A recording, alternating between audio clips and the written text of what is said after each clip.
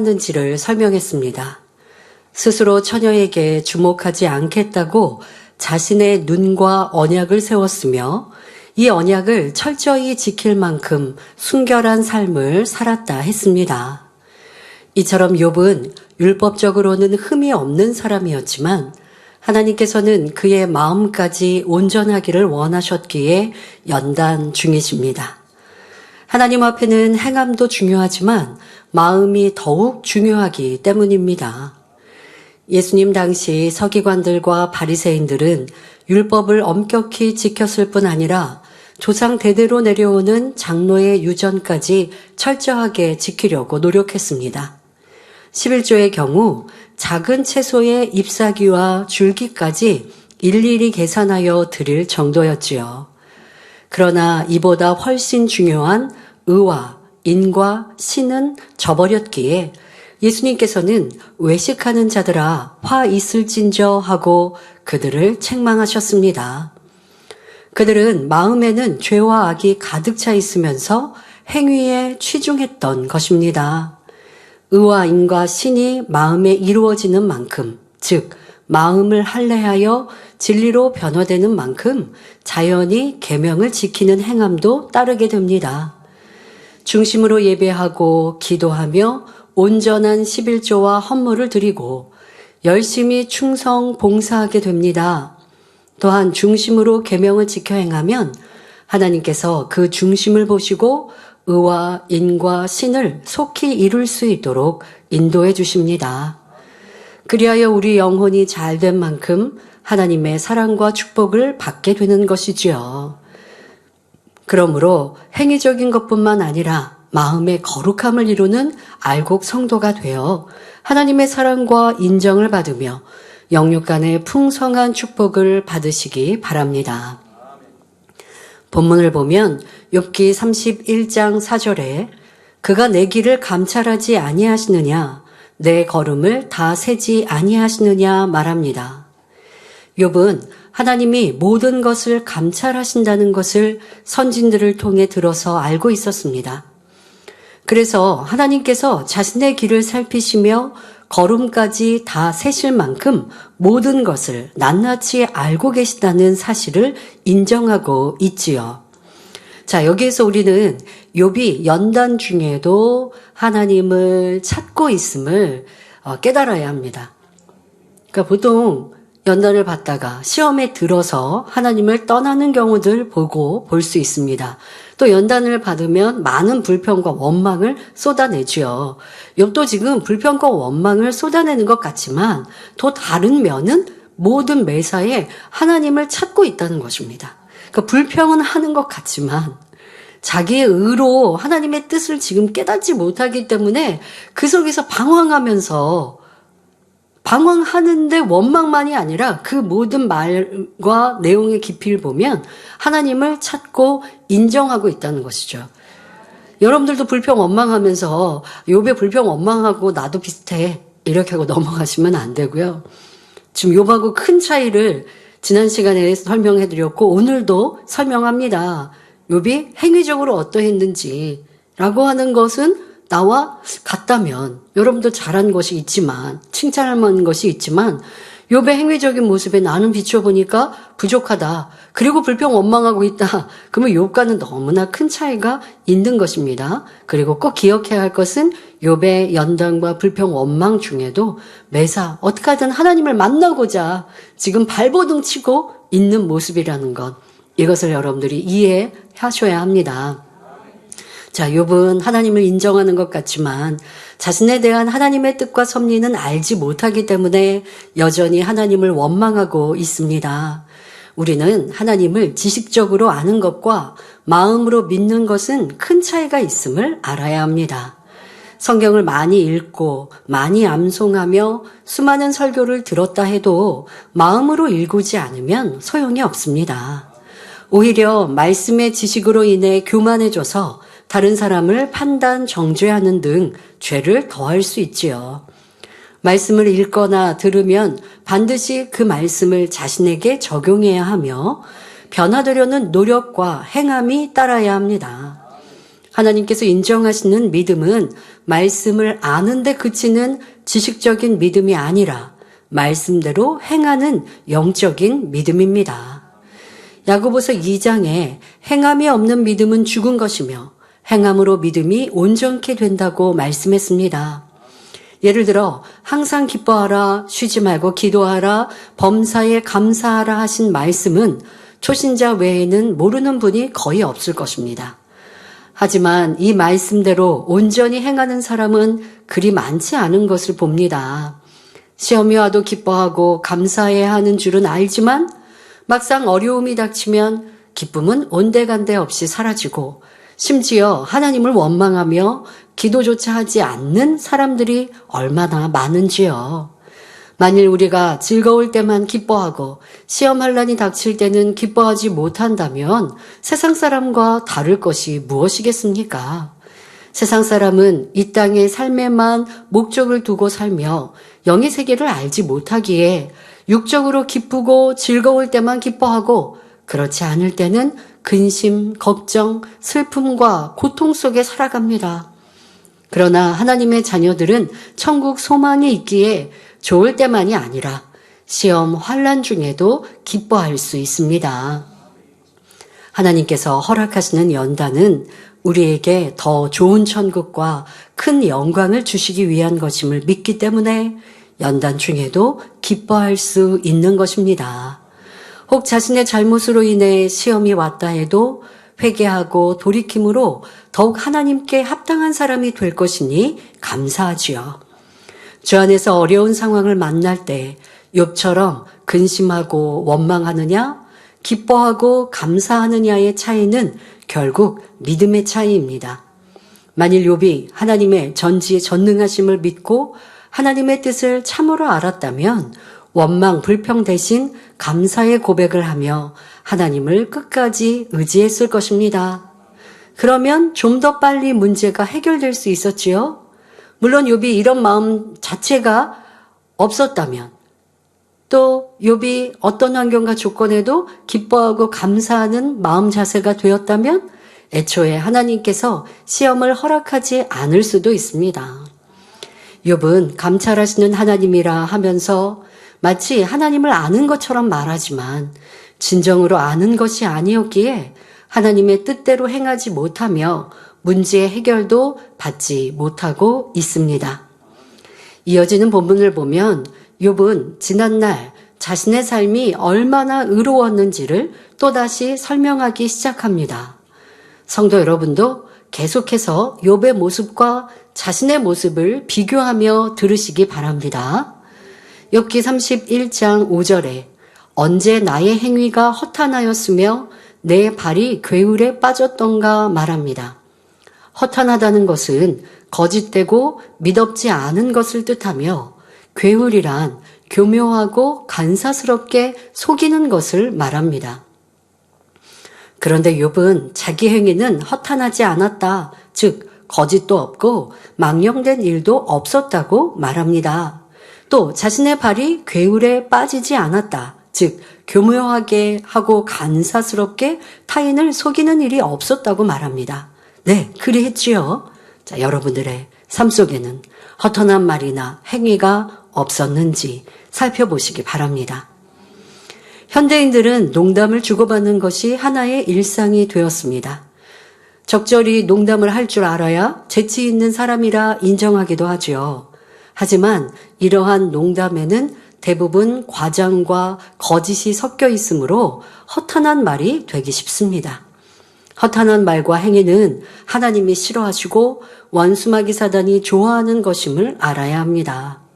더구나 주 안에서 친목 모임이나 행사를 가질 때는 진리의 대화가 아닌 상대를 비방하거나 이간질하고 수근수근하는 일은 결코 없어야 하지요. 은혜로운 간증이나 믿음의 대화를 나누며 찬양하고 기도할 때 하나님께서 기뻐하십니다. 베드로전서 4장 11절에 만일 누가 말하려면 하나님의 말씀을 하는 것 같이 하라 하셨으니 농담이나 비방의 말 등 허탄한 말들을 뿌리채 뽑아버리고 언제 어디서나 하나님 말씀을 하는 것 같이 진실만을 말할 수 있어야 합니다. 또한 여러분들의 삶에 괴울은 없었는지. 자, 괴울은 남을 교묘히 속이는 것이라 설명했습니다. 내가 남을 속여서 내 유익을 더 구하는 이런 무슨 사기꾼처럼 이런 모습은 없었다 한다 할지라도 얼마나 진실한 입술이었는가. 때로 그런 경우가 있습니다. 내가 어떤 정보와 어떤 내용을 알고 상대방한테 그걸 전했습니다. 그런데 나중에 시간이 조금 흘러서 보니까 내가 전한 말이 틀렸어요. 자, 그걸 알게 됐을 때 여러분은 얼마나 정정하십니까? 내가 전한 사람에게 그때 내가 한 말이 이게 좀 틀린 말이네요. 어떤 정보, 뭐 사회의 뉴스 뭐 이런 거라면 쉽게 정정할 수 있어요. 그런데 그게 아니라 누구에 관한 험담이었다면 더더욱 정정해야죠. 내가 들은 말, 그런 말은 하면 안 되지만 혹여했다 한들 혹여했어도 이렇게 누가 이렇게 했대 라고 하는 말을 전했습니다. 그래서 나중에 보니까 그게 누군가의 판단이거나 잘못된 생각이었어요. 알았어요. 그러면 그게 며칠이 아니면 몇 달이 지났어도 정정하는 사람. 이런 사람은 참 진실한 사람인데 이런 진실한 사람이 남의 험담 할 리도 없지요. 그러니 이 입술에 얼마나 많은 죄의 담을 만들까요? 험담하지 말라 했고 수근수근하지 말라 했는데 그랬으니 이것도 담이요. 또 내가 했던 말이 진실인지 아닌지 확인도 안 하잖아요.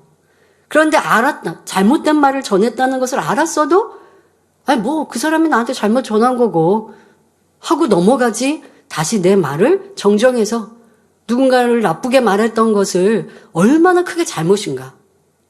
내가 말한 말로 그 사람이 듣고 또 나쁜 사람으로 정죄했고 판단했으면 죄에 죄를 쌓게 만든 것인데 그나마 그것마저 알았으면 가서 미안하다고 하고 또 상대방한테도 회개해야 되고 말도 바꿔서 정정해야 하지만 또 하나님께도 회개해야 하고 참 이 입술이 많은 죄를 쌓지 않습니까? 그런데 이런 것들을 그냥 모르고 지나가거나 알고도 대수롭지 않게 넘어가니 죄의 담이 쌓이게 되는 것이죠. 그러니까 여러분들의 괴울은 굳이 내가 남을 속여서 남의 것을 내가 가지려고 하는 의도와 그러한 삶의 형태가 아니어도 진실하지 못한 내 모습이 얼마나 많이 있는지 해야 할 말과 하지 말아야 할 말, 또 보고하는 데 있어서도 진실하게 하지 않는 말들, 내가 잘못하고 실수한 거 있으면 그냥 덮어버리려고 하는 것들, 이런 것도 다 괴일의 속성 안에 엄격히 따지면 해당되지 않겠습니까? 속이는 거잖아요.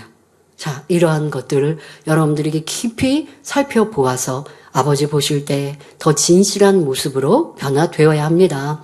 그런데 욥은 이러한 말과 내 행함이 없었노라고 당당히 말할 수 있습니다.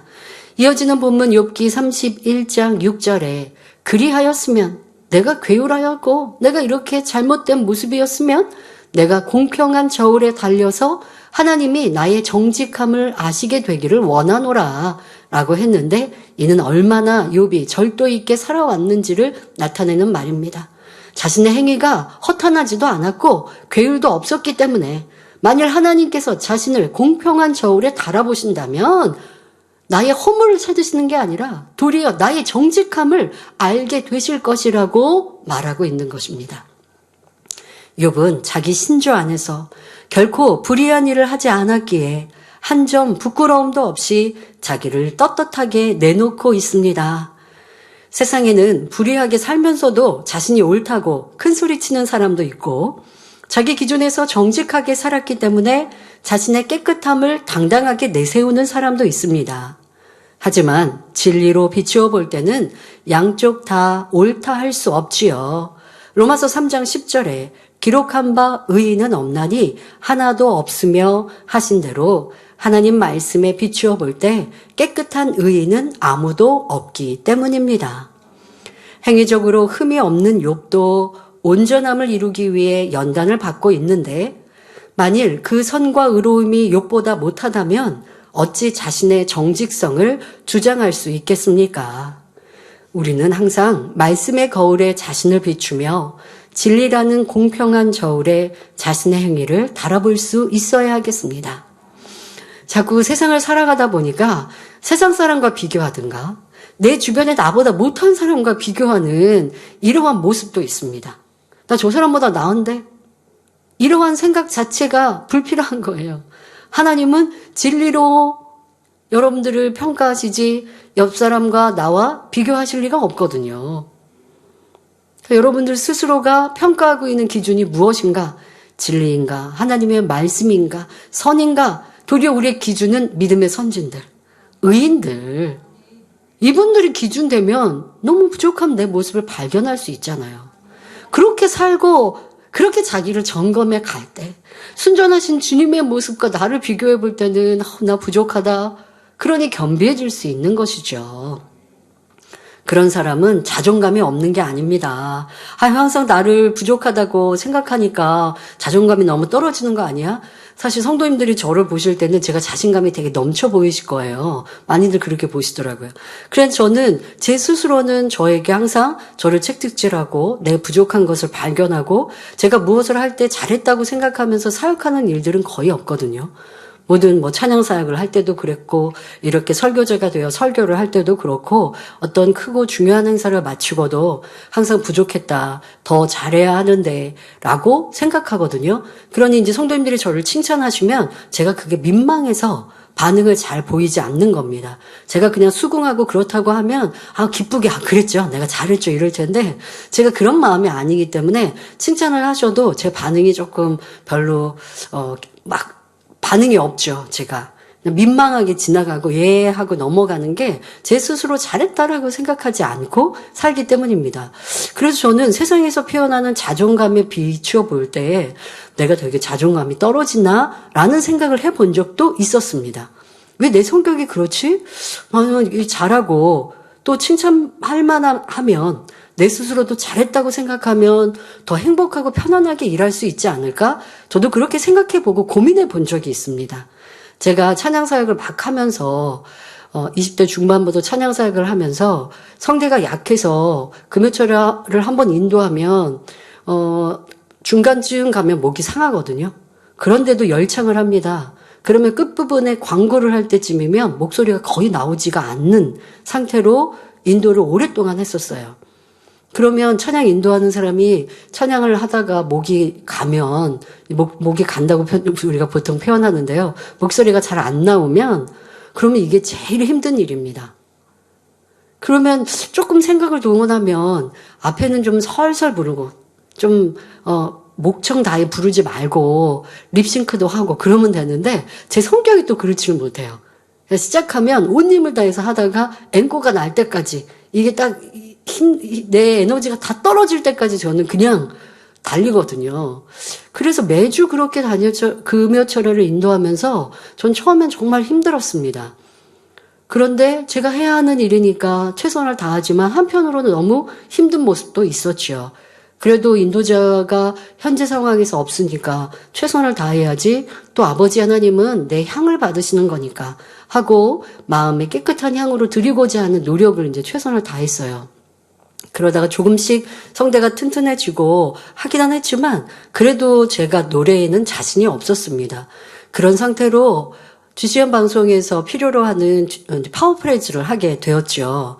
근데 그때도 참으로 어려운 사명이었습니다. 왜냐하면 모르는 거의 새로운 외국 찬양을 익혀가지고 또 찬양 예배라고 하는 형식이 있으니까 그냥 편안하게 부를 수는 없어서 콘티도 다 짜여져 있고 또 찬양이 세게 불렀다가 약하게 불렀다가 이러한 변화도 많이 줘야 되고 하니까 참 제가 안 해본 찬양 인도에 또 어려운 상황이었습니다. 그런데 사실 저는 시작할 때부터 끝날 때까지 제가 찬양을 잘 못한다라고 생각하면서 그러니까 더 열심히 그렇게 찬양 사역을 마무리를 했습니다. 제가 찬양 사역을 10년을 하는 동안은 저는 내가 찬양을 잘한다라는 생각을 해본 적이 없이 정말 제 양심에 손을 얹고 잘했다라는, 찬양을 나는 잘해, 인도를 잘해 라는 생각을 해본 적이 없이 저는 10년 찬양 인도를 했고 그 어려운 파워프레이즈도 하고 해외 성회도 다녔습니다. 그러니까 저는 항상 민망한 거죠. 찬양을 잘하는 사람이 찬양 인도를 해야 될 것 같은데, 그런데 또 한편으로 보면 아버지는 마음의 향을 받으신다니까 내가 정성을 다해 마음을 다해 찬양해야지. 이제 그러면서 겸비한 마음으로 이제 찬양을 하지만 육적으로도 그렇고 좀 힘든 찬양 사역의 일이었습니다. 다 끝나고 시간이 지나서 제가 찬양 인도했던 것을 찾아서 보게 되고 또 이렇게 정보를 주셔서 보게 되니까 곧잘 했네 이렇게 되는 거예요. 제가 그렇게 내가 생각한 것만큼 못하지 않았는데 왜 난 이렇게 못한다고 생각하고 찬양 인도를 했을까라고 생각하면서 그때 내가 잘한다고 아니면 괜찮다고 생각하면서 인도했으면 편안하지 않았을까 이런 생각도 저는 해봤습니다. 그런데 여전히 저는 지금도 사역하면서 제가 최선을 다할 뿐이지 뭘 설교를 잘한다든가 아니면 뭘 잘한다라고 생각하고 사역하지는 못합니다. 그러나 예전보다의 부담감은 없습니다. 그냥 아버지 앞에 더 맡겨드리는 여유는 더 많이 갖게 되었어요. 그래서 예전에 찬양 사역할 때는 힘들었지만 지금은 사역이 힘들지는 않지만 뭐 잘한다 그런 생각은 없어요. 그러니 더 겸비하게 사역을 할 뿐이죠. 그렇다고 여러분들이 저를 보실 때 자존감이 없어 보이시나요? 그렇지 않잖아요. 그러니 또 제가 제 스스로를 봐도 제 삶이 행복하고 기쁘지 내가 슬프거나 힘들거나 아니면 뭐 외롭거나 내가 제 스스로의 사역에 부족함을 느낀다 할지라도 내가 어딜 가서 뭐 부끄러움을 타거나 하지 않거든요. 그러니 육적인 표현의 자존감에 저는 부족함이 없는 것 같아요. 그러나 영적으로는 항상 겸비하고 내 부족함을 찾아가려고 매일매일 노력합니다. 그러니 여러분들이 내 죄를 발견하고 내 악을 발견하고 진리로 내 부족함을 찾아가는 것 그것이 내가 없어지는 것 같아가 아닙니다. 진정한 아름다운 나를 만들어가는 과정이고 시간이지요. 그러니 회개하고 눈물을 많이 흘리니까 그러니까 나 기운이 없어 하실 일이 없습니다. 더 은혜와 감동이 넘치고 내가 나를 변화시키기 위해 금식하고 기도했더니 얼굴에 더 아름다운 빛이 날 수 있는 것이지요. 이렇게 하나님이 주시는 자신감으로 세상을 넉넉히 이기는 우리가 되어지시길 바랍니다. 욥은 계속해서 자신의 삶이 얼마나 반듯했는지를 설명합니다. 욥기 31장 7절에 언제 내 걸음이 길에서 떠났던가 내 마음이 내 눈을 따라갔던가 내 손에 더러운 것이 묻었던가 말합니다. 언제 내 걸음이 길에서 떠났던가 라고 말한 것은 자신의 삶이 정도에서 벗어나지 않았다는 의미입니다. 이러한 욥의 삶은 욥기 1장에서 잘 알 수 있었지요. 욥은 스스로 하나님 앞에 부끄럽지 않게 살았을 뿐 아니라 혹여 자녀들이 마음으로 하나님을 배반하였을까 염려하여 그들을 대신하여 번제를 드리는 삶이었습니다. 10명의 자녀들과 전 재산을 잃어버렸을 때에도 땅에 엎드려 하나님을 경배하며 주신 자도 여호와시요 취하신 자도 여호와시오니 여호와의 이름이 찬송을 받으실지니이다 라고 선한 고백을 했지요. 그러니 나는 정도를 쫓아서 살았다 라고 당당하게 말할 수 있는 것입니다. 또 욥은 내 마음이 내 눈을 따라갔던가 라고 했는데 이는 욥기 31장 1절에 자신의 눈과 언약을 세웠다는 말과 비슷한 의미입니다. 눈은 세상을 받아들이는 통로와 같은 역할을 합니다. 사람은 무엇을 보는 대로 따라 하려는 경향이 있지요. 예를 들어 다른 사람이 라면을 맛있게 먹는 것을 보면 갑자기 라면이 먹고 싶고 누군가 멋진 옷을 입은 것을 보면 자기도 그렇게 입고 싶어집니다. 더구나 오늘날은 각종 미디어를 통해 호기심을 자극하고 대중을 유혹하는 일들이 얼마나 많습니까? 눈으로, 귀로 폭력적인 것을 계속 접하면 그러한 속성이 마음에 심어지면서 자기도 모르게 거친 말과 행동이 나옵니다. 자극적이고 음란한 것을 보면 간음이라는 육신의 일이나 육체의 일로 발전하게 되지요. 이처럼 눈으로 유혹받아 죄를 짓는 일이 많기 때문에 시편 기자는 시편 119편 37절에 내 눈을 돌이켜 허탄한 것을 보지 말게 하시고 주의 도에 나를 소성케 하소서라고 기도하는 것을 볼 수 있습니다. 그런데 욥은 마음을 지배하고 다스림으로 눈의 유혹을 따라가지 않았다고 말합니다. 또 사람은 손으로 범죄하기가 가장 쉬운 것인데 욥은 언제 내 손에 더러운 것이 묻었던가 하면서 자기의 결백성을 당당히 말하고 있습니다. 이어서 욥은 만일 자신이 정도에서 벗어났거나 눈의 유혹을 받고 손으로 죄를 지었다면 어떤 대가를 받아야 마땅한지를 다음과 같이 말합니다. 욥기 31장 8절에 그리하였으면 나의 심은 것을 타인이 먹으며 나의 소산이 뿌리까지 뽑히는 것이 마땅하니라 말합니다. 즉 자기가 불의한 일을 행했다면 자기의 소산물을 타인이 가져가고 재배한 농산물이 뿌리채 뽑힌다 해도 할 말이 없다는 것입니다. 이러한 욥의 말에 어찌 친구들이 노를 바라지 않겠습니까? 욥은 지금 모든 소유가 뿌리까지 뽑힌 상황입니다.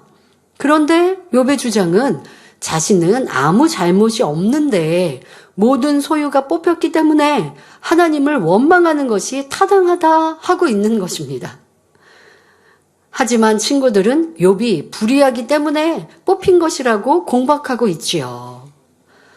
지금 이게 계속 네가 옳니 내가 옳니 너는 틀렸고 막 이러고 있는 모습이 반복되고 있는데 욥이 자기를 주장하고 있는 자기의 의도한도 나는 이렇게 살았어 라고 하는데 이렇게 살았는데 왜 하나님이 나를 이렇게 벌하셔? 라고 하나님을 원망하고 있습니다. 그것을 듣고 있는 또 친구들은 어이없게 듣고 있는 것이고요. 성도 여러분, 여기서 우리가 깨우쳐야 할 것은 하나님께서 보는 관점과 욥이 보는 관점, 친구들이 보는 관점이 각각 다르다는 사실입니다. 즉, 진리와 자기 생각과 타인의 생각이 다르다는 것입니다. 여러분의 삶에도 이러한 모습이 있음을 발견해야 합니다. 아니, 이제 우리가 우리의 생각과 우리의 마음과 행함을 이렇게 하나님 편, 그리고 내 편, 사람들의 편에서 한번 많이 돌아보시면 좋겠습니다. 그러면 재미있지 않겠습니까? 지금 내가 한 행동은 나는 맞아요. 내가 생각하고 있는 것은 나는 옳아요. 그런데 사람들과 대화해보면 틀렸다고 하기도 하고 내 생각과 다른 것을 주장하기도 해요. 자, 이것은 나의 생각과 상대의 생각이 명백히 다른 것이고, 자, 거기에서 중심을 잡고 무엇이 옳고 그름의 평가는 하나님의 진리죠. 자, 보통 사람은 나와 상대의 다른 의견들 속에 불편해하고 있는데요. 불편해할 이유가 없어요. 왜? 하나님 편에 무엇이 맞느냐가 중요한 것이니까요. 자, 이것을 찾는 습관을 가져보면 여러분들의 변화 또한도 더 빨리 신속히 이룰 수 있습니다. 자, 내 편에서 볼 때는 이것이 옳은 것 같은데 다른 사람은 저것이 옳다 말하고 하나님 편에서는 둘 다 옳지 않다 하실 때가 있지요. 이때 과연 누가 옳은 것일까요? 오직 진리 자체이신 하나님만이 옳습니다. 특히 각종 정보와 이론, 지식이 홍수처럼 흘러넘치는 오늘날은 더욱 주의하여 오직 하나님의 말씀으로 옳고 그름을 분별할 수 있어야 합니다. 여러분 뉴스 보시면서 진리로 분별하십니까? 진리로 분별하실 수 있어야 돼요. 그러니까 뉴스라고 해서 어떤 정보라고 해서 뉴스에서 지금 옳은 것을 기준으로 뭔가 앵커가 얘기하는 그거에 그냥 따라가서도 안 되는 것이고 무엇이 옳은가 무엇이 그른가 왜 저렇게 행동을 할까 그러면 이렇게 대처하는 건 맞나 라고 진리 면에서 그런데 지금 말씀드린 것처럼 둘 다 틀릴 때가 참 많죠. 세상 삶에서는 또 나와 상대의 관계에서는 둘 다 아버지 진리로 볼 때 틀릴 때가 종종 있게 되면 진리로 더 맞춰가는 여러분들이 되셔야 합니다. 세상의 기준은 시대나 환경이 바뀜에 따라 변하지만 하나님의 말씀은 영원히 변함없는 진리이기 때문에 우리는 항상 하나님의 말씀을 기준하여 살펴야 합니다. 옆과 친구들은 서로 자기가 옳다고 다투며 변론하지만 진리로 비추어 보면 양쪽 다 옳지 않습니다. 양쪽 다 하나님 보시기에 의가 아닌 자기 보기에 의를 주장하고 있기 때문입니다. 그러니 결말에 가서는 욥도 회개하고 친구들도 회개하는 장면이 나오지요. 교회 안에서도 자기 의를 내세우지 않고 하나님 보시기에 의로 하나가 되어야 화평 가운데 아름다운 열매를 맺을 수 있습니다. 사람의 관점이 아닌 하나님의 관점에서 오를 때 진리의 띠, 성령의 띠로 하나 될 수 있다는 사실을 명심하시기 바랍니다. 자, 그런데 여러분들이 내가 생각하는 게 하나님의 뜻인 것 같아. 여기에서 이제 문제가 생길 때가 있단 말이에요. 지금 우리가 세 관점에서 보자고 말했어요. 나와 상대의 의견이 명백히 달라요. 그러면 여기서 중심을 잡을 것은 진리, 하나님의 말씀에서 기준으로 살피자라고 했어요. 그런데 문제는 자꾸 내가 분별을 할 때는 하나님의 말씀을 내 편으로 자꾸 갖고 와서 분별하려고 한단 말이에요. 하나님의 말씀은 그 자리에 계시는데 거기에서 분별을 할 줄 알아야 되는데 그게 아니라 자꾸 내 편으로 내 유익대로 내가 좋은 대로 하나님 말씀을 갖다가 붙이면 그러면 이것은 하나님의 뜻대로 분별했다 할 수 없는 것이죠. 자, 그러면 여러분들이 특히 자기 스스로의 삶 말고 사람과의 관계에서 하나님의 뜻을 분별하라고 내 의가 하나님의 의와 같은가라고 하는데 분별해서요. 쉽게 변론하고 있는가? 지금 불편한가? 이것으로 살피시면 돼요. 상대는 틀렸고 나는 맞아요. 그런데 내가 맞는 진리를 상대한테 주장함으로 소리가 나고 있고 변론이 일어나고 있고 다툼이 일어나고 있고 대입의 말씀처럼 다툼은 아니지만 내 마음이 영 껄끄럽고 상대가 진리를 행치 않으니까 그걸 보면서 영 내가 밉고 싫고 그러면 진리를 가르치고 말하고 있는 내가 잘하는 게 아니라고요. 자, 예를 들어 여러분의 가족 중에 교회 나오지 않는 가족이 있다. 아니면 장결자가 됐다라고 하면 그 장결자를 보실 때 교회 나와야 한다, 출석해야 한다, 하나님은 살아계시다. 그러니 주일 성수해야 된다라고 여러분들이 말을 할 수 있습니다. 자, 그렇게 말을 하는 내 말이 상대방은 그것을 이제 잘 안 받으니까 잘 안 받을 수 있죠. 안 받으니까 내 목소리가 점점 커지고 그러다가 지옥 가. 자, 이런 감정 섞인 말을 했다라고 하면 나도 틀린 거예요. 뭐가 틀려요? 주장하고 가르치는 주일은 하나님 거룩히 지켜야 한다는 것은 맞는데 그 말을 하고 있는 내가 틀린 거죠. 그러니까 이렇게 여러분들을 보셔야지 내가 생각하는 게 이게 진리인데 진리를 주장하고 있는 내가 틀려서 진리마저도 그 빛이 삭감되어지면 문제이죠. 더더욱 여러분들의 생각하는 것조차가 하나님의 뜻인가라고 하는 건 다른 거 없습니다. 열매로 보시면 됩니다. 하나님이 나를 보장하시고 하나님이 내 기도에 응답하시는가? 그러면 내가 응답받고 하나님의 축복을 받고 하나님의 보장하심을 받으면 내가 하는 말 또한도 자, 세상 말 좀 써볼까요? 말빨이 먹히지 않겠습니까? 상대방한테 무슨 말 할 때 내 말에 귀 기울이지 않겠습니까?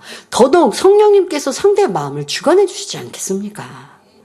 그러니 여러분들이 하나님의 의와 내 의와 상대의 의가 다른 것에서 무엇이 옳은가라고 하는 것을 자꾸 하나님의 의를 내 편으로 가져다가 쓰시면 안 되고요. 아버지의 마음, 아버지의 뜻을 잘 분별할 수 있어야 합니다. 이어지는 본문을 보면 욥기 31장 9절 10절에 언제 내 마음이 여인에게 유혹되어 이웃의 문을 엿보아 기다렸던가 그리하였으면 내 처가 타인의 매를 돌리며 타인이 더불어 동침하는 것이 마땅하니라 합니다. 이 또한 욥의 정직한 마음을 나타내는 말이지요. 역사를 보면 사람이 안정과 부요함이 있을 때 그 다음 해는 이성의 유혹이 따르는 경우가 많습니다. 다윗 왕이나 솔로몬 왕도 나라가 안정되고 경제적으로 풍요로울 때 여인에게 빠져 큰 연단을 받아야 했지요. 그런데 욥은 부와 명예, 권세, 어느 것 하나 부족함이 없음에도 결코 여인의 유혹에 빠지지 않고 자신을 깨끗하게 지켜왔습니다. 그러니 만일 자신이 여인에 대해 불의한 마음이 있었다면 자신의 아내가 타인의 종살이를 하고 놀이개가 되는 것이 마땅하다고 말할 정도로 당당한 것입니다. 이어지는 본문에는 욥이 이처럼 자신을 철저히 지켜온 이유를 알 수 있습니다. 욥기 31장 11절 12절에 이는 중죄라 재판장에게 벌받을 악이요 멸망하도록 사르는 불이요 나의 모든 소산을 뿌리까지 없이 할 것이니라 합니다. 욥은 여인에게 마음을 빼앗겨 그 집의 문을 엿보기만 해도 무거운 죄이며 재판장에게 형벌을 받을 악이라 말하고 있습니다. 뿐만 아니라 이는 멸망하도록 사르는 불과 같아서 자신의 모든 소산을 송두리째 태워버린다 해도 할 말이 없다는 것입니다. 욥이 이렇게 무서운 단어를 사용하는 것은 간음이라는 죄는 그만큼 무거운 대가를 받아야 마땅할 죄악임을 강조하기 위함입니다. 그러니 욥은 간음을 행치 않았을 뿐 아니라 마음조차도 그러한 죄로 더럽히지 않도록 정직하고 깨끗하게 만들어갔다는 것입니다. 욥은 계속하여 자기의 의롭고 선한 행함을 나열해 갑니다. 욥기 31장 13절에 남종이나 여종이 나로 더불어 쟁변할 때에 내가 언제 그의 사정을 멸시하였던가 합니다. 과거 종과 주인이라는 신분제도가 있었을 때 종은 주인에게 말대꾸를 할 수 없으며 자기 주장도 할 수 없고 오직 복종해야 하는 신분이었습니다. 그런데 욥의 남종이나 여종이 욥과 쟁변할 정도였다면 벌써 종의 신분을 떠나 있는 모습이니 이것만 보아도 욥이 얼마나 그들에게 선을 베풀며 너그럽게 대했는지 알 수 있습니다. 욥은 종들이 말대꾸해도 받아주고 불순종해도 용서해주며 형제처럼 사랑하니 종들은 자신의 신분을 잊어버리고 친구처럼 욥과 편하게 대화할 수 있었습니다. 때로는 불평도 하고 이런저런 하소연도 하면서 변론도 할 수 있었지요. 욥은 종이라고 함부로 대한 것이 아니라 그들에게 말할 수 있는 자유를 주었고 그들의 의견을 들을 수 있는 창구를 열어주며 인격적으로 대했던 것입니다. 이는 모든 분야에서 머리된 사람이 배워야 할 덕목이지요. 혹여 여러분 중에는 직분이 주의종이라고 해서 장로나 권사라고 해서 또는 인정받는 일꾼이라 해서 자기 주장을 하며 자존심을 내세우지는 않았습니까? 예수님께서는 마태복음 20장 28절에 인자가 온 것은 섬김을 받으려 함이 아니라 도리어 섬기려 하고 자기 목숨을 많은 사람의 대속물로 주려 함이니라 말씀하시며 친히 섬김의 본을 보여주셨습니다. 제자들의 발을 씻기시며 죄인들을 대신하여 십자가에 달려 죽으심으로 구원의 길을 열어주셨지요. 이렇게 목숨을 내어주기까지 인생들을 섬겨주시니 하나님 아버지께서는 주님을 지극히 높이심으로 만왕의 왕, 만주의 주가 되게 하셨던 것입니다. 예수님께서는 우리에게도 하나님께서 인정하시는 큰 자가 될 수 있는 길을 알려주셨습니다. 마태복음 23장 11절에 너희 중에 큰 자는 너희를 섬기는 자가 되어야 하리라 말씀하셨고 마가복음 9장 35절에 아무든지 첫째가 되고자 하면 무사람의 끝이 되며 무사람을 섬기는 자가 되어야 하리라 말씀하셨지요. 특히 직분이 높고 머리가 될수록 주님을 닮은 대인의 마음, 큰 그릇이 되어야 합니다. 지금부터 대인과 소인의 차이를 말씀드릴 때 자신의 모습을 발견하고 대인의 마음을 이루시기 바랍니다. 대인은 겸손하며 상대의 입장에서 이해해주고 자신을 반대하는 사람까지도 포용할 수 있는 사람입니다. 사사로운 감정을 품지 않으며 자신의 공로를 인정받는 것보다 조직 전체의 유익을 먼저 생각합니다.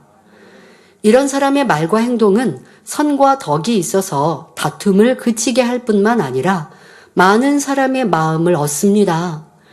사소한 일로 동요하지 않고 칭찬받는다 해서 어깨가 올라가지 않으며 호되게 책망을 받는다 해서 의기소침하지도 않습니다. 이와는 반대로 매사에 순간의 감정을 못 이겨 다툼을 일으킨다면 어리석은 소인배의 모습입니다. 소인배는 교만하여 자존심을 내세우며 자기 생각만 옳고 자기 지식만 제일이라고 생각하니 변론이 일어납니다. 나와 다른 상대를 이해하지 못하고 용서하지 않으며 섬기지 않습니다.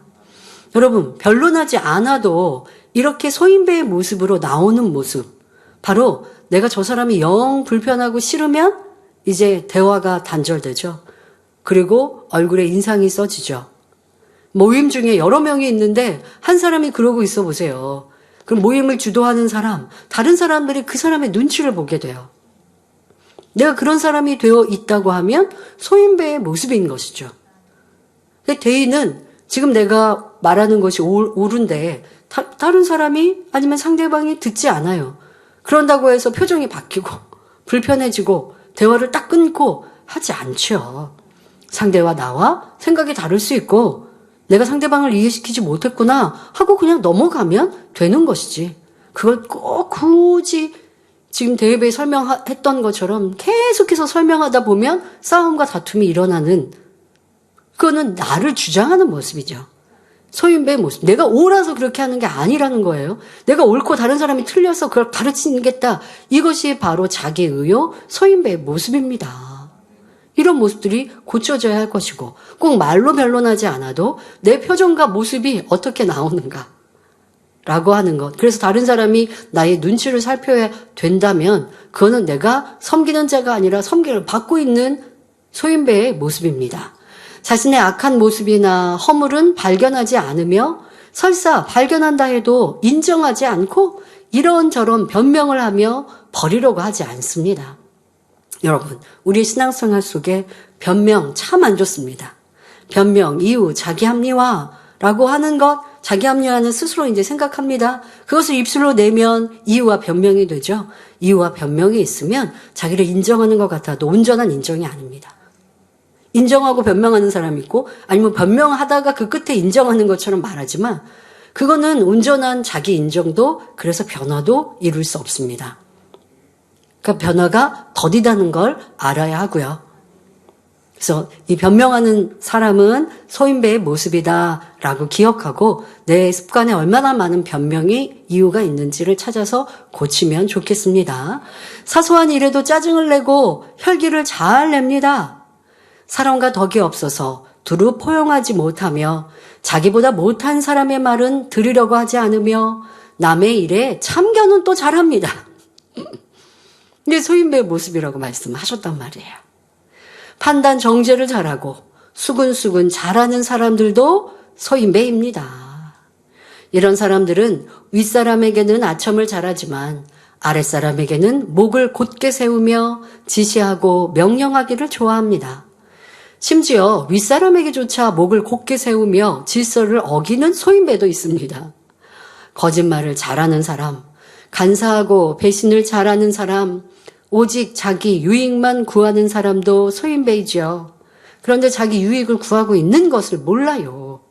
예를 들어 식당에 가서 메뉴를 결정을 할 때도 내가 좋은 메뉴 쪽으로 이렇게 시키려고 하는 사람. 뭐 이런 사람 자기 유익을 구하는 게 몸에 배어 있다 보니까 지금 내가 이렇게 비진실한 모습인지 모르는 거예요. 상대방한테 뭐 먹을 거예요? 라고 얘기하면서 뭐 먹을 거야 하면 그냥 선택하게 하면 되잖아요. 그런데 뭐 단품으로 서로 각자 시키면 모르겠지만 같이 함께 먹어야 되는 메뉴, 내가 먹고 싶은 게 있었으면 나 오늘 이거 먹고 싶은데 같이 먹으면 안 돼요. 진실하게 이렇게 얘기해야죠. 근데 내가 먹고 싶은 게 있어요. 근데 원체 나는 내가 주장하는 사람이다 보니까 그날은 민망한 거죠. 그러니까 뭐 먹고 싶어요? 그러면서 이제 한두 마디 하죠. 여기는 이게 맛있는데, 내가 먹고 싶은 게 맛있는데 하는 말이죠. 상대방이 다른 걸 만약에 뭐 드실 거예요? 근데 다른 거 골랐어요. 내가 그거보다 이게 맛있는데 그러면 묻지 말든가. 이게 맛있어요. 이거 드세요. 라고 권하든가. 이렇게 우리가 얼마나 내 유익을 구하고 비진실한 모습으로, 그런데 내 유익을 구하는 걸 이렇게 숨기려고 하는 모습이잖아요. 자, 이러한 모습들을 고쳐야 합니다. 발견해야 합니다. 만일 지금 말씀드린 이 소인배의 많은 모습을 말씀드렸는데요. 이 중에 한 가지라도 해당된다면 자신이 소인배에 가깝다는 사실을 깨달아 변화되어야 합니다. 근데 지금 말씀드리는 게 여러 가지가 이렇게 복합적으로 있기에 나름일 텐데요. 이런 모습이 있으면 저런 모습이 있는 비슷한 또 영역들이 많이 있고요. 정확히 찾아서 이제 나를 인정하고 변화되어집시다. 성도 여러분, 우리 하나님의 마음은 너무나 크고 넓고 깊으심으로 온 우주 만물을 품고 통치하십니다. 하나님께서는 전 세계 80억이 넘는 사람들의 모든 마음과 생각과 뜻을 다 알고 계시며 각 사람의 머리털 하나까지 세시는 분이지요. 그러므로 우리도 하나님의 자녀로서 소인배의 마음을 버리고 아버지 하나님의 마음을 닮은 큰 마음, 큰 그릇이 되도록 힘써 나아가야겠습니다. 이어지는 본문 욥기 31장 14절에 그리하였으면 하나님이 일어나실 때에는 내가 어떻게 하겠느냐? 하나님이 국문하실 때에는 내가 무엇이라 대답하겠느냐 말합니다. 욥이 만일 종들의 사정을 멸시하였다면 하나님께서 이에 대해 묻고자 일어나실 때 내가 무슨 낯으로 하나님을 뵈며 무슨 말로 변명하겠는가라는 의미입니다. 여러분, 이런 자세를 우리가 살면 죄악을 벗기가 참 쉽습니다. 내가 생각하고 말하고 행동하는 것, 그것을 하나님이 보시면 뭐라고 하실까? 저는 사실 저의 삶 속에는 목자님이 나한테 보시면 뭐라고 하실까? 이런 생각으로 참 많이 살았습니다. 성장하고 사역하면서. 목자님은 기도조에 계시고 나는 교회 안에서 사역을 하는데 왜 사람들은 또 이렇게 전하기도 하잖아요. 그리고 누가 나한테 억울함을 느끼고서 목자님께 가서 보고할 수도 있는 거 아니겠어요? 그러니까 그게 꼭 두려움이라기보다는 저에게 저를 지키거나 더 깊이 생각하는 돌아볼 수 있는 기준이었던 거죠. 그래서 목자님께서 내가 했던 일들에 대해서 들으시면 뭐라고 하실까? 이걸 아시면 뭐라고 말씀하실까? 라고 생각해 보면 때로는 내가 감정적인 어떠한 선택이나 일꾼들에 대해서 무엇라고 말할 때 절제할 수 있고 다스릴 수 있는 힘이 되었습니다. 지금 욥이 이렇게 생각하고 있는 것 자체가 하나님을 인정해 드렸다라는 것이죠. 자기의 삶에 내가 비질을 선택하지 않았는데 그 이유는 하나님이 그런 행함을 보시면 나에게 무엇라고 하셨겠느냐라고 하는 생각을 갖고 살았다라는 이러한 모습입니다. 여러분, 우리도 하나님이 나를 보시면 이제 지금 제 삶에서 어떠하겠습니까? 아버지 하나님이 나를 보시면 무엇을 하실까? 교회의 어떠한 선택과 모든 일들, 내가 일꾼들에 대해서 말하고 행동하는 일들을 하나님이 보시면 하나님은 보고 계시잖아요. 그러니까 하나님께서 지금 보시고 뭐라고 하실까? 이런 생각으로 나를 비춰보면 아차 하거나 내가 이렇게 행동해야지 라고 하는 진리의 답을 내리기가 더 쉽습니다. 그리고 무엇보다 하나님께 권능을 구하고 하나님의 영광을 구할 때 내가 더 선과 덕으로 이루지 못한 것을 떠올리면 하나님께 내가 이렇게 큰 것을 구하는데 이러한 것을 내가 더 선과 사랑을 이루지 못하였는데 어떻게 하나님께 내가 더 권능을 구할 수 있나? 라는 생각을 하면 내 행함이 더 선으로 진리로 행할 수 있게 되어지죠. 저 욥이 당당하게 지금 자기의 의를 주장할 만한 모습 인정할 수 있습니다. 이런 모습으로 우리도 살아갑시다. 욥은 종들과의 관계까지도 하나님께서 물으실 것을 생각하며 살았으니 얼마나 그의 인격이 고상했는지를 짐작할 수 있습니다. 한낱 종들을 이처럼 살뜰히 돌보고 살폈는데 하물며 다른 사람에게는 얼마나 정중하고 예의 바르게 대하였겠습니까? 이어지는 본문을 보면 욥이 그들을 어떤 자세로 대했는지 더욱 구체적으로 알 수 있습니다. 여러분, 이제 오늘 본론 또 본문의 마지막 절이죠. 이 말씀을 여러분들이 들으실 때 우리가 최근에 이제 백부장의 선에 대해서도 들었습니다. 백부장이 선을 인정받았었던 이유가 바로 내 문제도 아니고 내 피부치의 가족의 문제도 아닌 하인의 병을 치료받기 위해 예수님께 나왔다. 그만큼 하인을 사랑했다라는 모습이죠. 하인이면 지금 말한 종 아닙니까? 그리고 지금의 시대를 생각하면 안 되죠. 지금은 종이라는 단어 자체가 없습니다. 신분제도가 없습니다. 근데 여러분 옛날 사극이나 이런 거 한번 생각해 보세요. 종과 주인이면요. 주인이 내 종, 내 하인을요. 때려서 죽여도 뭐 어떠한 이유만 조금 갖다가 붙이면 죄라고 여기지 않는 그런 우리나라 조선시대도 그랬단 말이에요. 자, 그러한 신분 제도가 있는 이 구약 시대에도 이런 신분 제도 속에서 그렇게 하는 사람들이 많이 있는데 욥은 그에 비해서 나는 절대 그러지 않고 도리어 친구처럼 가까운 사람처럼 그들의 이렇게 불평도 들어주지 않았냐라고 자기의 의를 주장할 만큼 반듯하게 살았는데요. 자, 이러한 모습들이 우리 안에 하나님께도 선의 부분에 체크받을 수 있습니다. 근데 우리는 지금 신분제도가 없으면 어떻게 대입할까요? 자, 여러분들의 주변에 있는 모든 사람, 내가 볼 때 섬길 만한 사람이 아니라 섬길 만한 모습이 하나도 없어요. 아니, 저 사람은 왜 저래? 라고 하는 사람이라 한들 지금 욥이 종들에게 대했던 모습처럼 내가 존중해주고 있는가? 라고 생각해보면 분명히 문제, 내가 그렇지 못했던 걸 발견할 수 있겠죠. 그러면 내가 왜 응답 못 받고 치료 못 받는가? 알 수 있는 것이고 내 삶에 얼마나 내가 상대를 무시하고 업신 여기고 미워하고 싫어했던가라고 하면 더더욱 치료받고 응답받지 못하는 이유이지요. 자, 욥이 지금 말하고 있는 이 말씀 고백 속에 자기를 자랑하고 있고 주장하고 있지만 칭찬받을 만한 모습입니다. 욥기 31장 15절에 나를 태 속에 만드신 자가 그도 만들지 아니하셨느냐. 그러니까 내가 지금 내 일을 돕는 그 종들도 그 하인들도 하나님이 만들지 않으셨느냐. 우리를 뱃속에 지으신 자가 하나가 아니시냐 말합니다.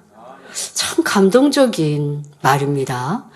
욥은 자기를 만드신 분이 종들도 만들었으며 그분은 한 분의 하나님이라고 말하고 있습니다. 모든 사람의 인격이 동등함을 말하고 있는 것입니다. 그러기에 아랫사람도 차별하지 않았으며 그들의 의견을 무시하지 않고 동등하게 대했습니다. 욥의 마음씀이 얼마나 아름답습니까? 우리도 일상생활에서 자신을 돌아볼 필요가 있습니다. 자, 혹여 음식점에서 종업원을 대할 때 말을 함부로 한다거나 심부름꾼 부리듯 한다면 이는 모든 사람을 차별 없이 섬기신 주님의 모습과는 너무나 거리가 멀지요. 나와 상관없는 사람이라고 불친절하고 무시한다면 모든 사람을 섬기는 크고 넓은 마음과는 상관이 없습니다. 빌립보서 2장 5절에 너희 안에 이 마음을 품으라 곧 그리스도 예수의 마음이니 말씀하셨습니다. 우리 주님은 근본 하나님의 본체이시나 오히려 종의 형체를 가져 사람들과 같이 되셨으며 자기를 낮추시고 죽기까지 복종하셨습니다. 그러므로 우리는 주님의 마음을 닮아 모든 사람을 사랑하며 겸손히 섬길 수 있어야 하겠습니다. 바로 이것이 백부장의 선과 함께 연결되어지고 또 나아만 장군의 선과도 연결되어지지 않습니까? 여러분들은 얼마나 소잘할지라도 섬기며 그들의 얘기를 들어주는지 꼭 우리는 생각해야 합니다. 내가 섬길 만한 모습이 하나도 없는 사람이라 한들 그들을 소중히 여기고 그들 또한 하나님이 창조하신 하나님의 아들, 딸이라는 생각을 할 수 있어야 합니다. 저는요, 제가 뭐 세상에 나가서 이렇게 세상 사람과 접할 일들은 많지 않습니다만은 운전을 할 때도 있고 아니면 뭐 어떤 물건을 사거나 할 때도 있습니다. 근데 운전을 하다 보면 운전하시는 분들은 막 이렇게 좀 위험하게 끼어들기를 한다든가 하는 차들도 볼 수 있습니다. 그러면 세상 사람은 이제 거기다가 욕을 한다고 하죠. 우리는 그런 욕을 할 일은 없습니다만은 제가 이제 조금씩 더 많은 사람들을 품고 이해하게 되니까요. 어떻게 제 마음이 되냐면, 와, 저 사람이 되게 급한가 보다. 라고 생각을 하게 되면서 그냥 양보해주는 선택을 하고 있어요. 거기에다가 세상 사람들 중에 너무 뭐 불친절하거나 아니면 너무 예의 바르지 못하거나 나에게 불이익을 끼친 사람을 뭐 세상 살면서 가끔 만날 수도 있잖아요. 근데 그런 사람을 대할지라도 저는 그런 생각을 한 적이 있습니다. 저분이 어느 때에 우리 성도가 될 수 있지도 않을까? 제가 우리 성도라면 얼마나 소중히 귀히 여기겠습니까?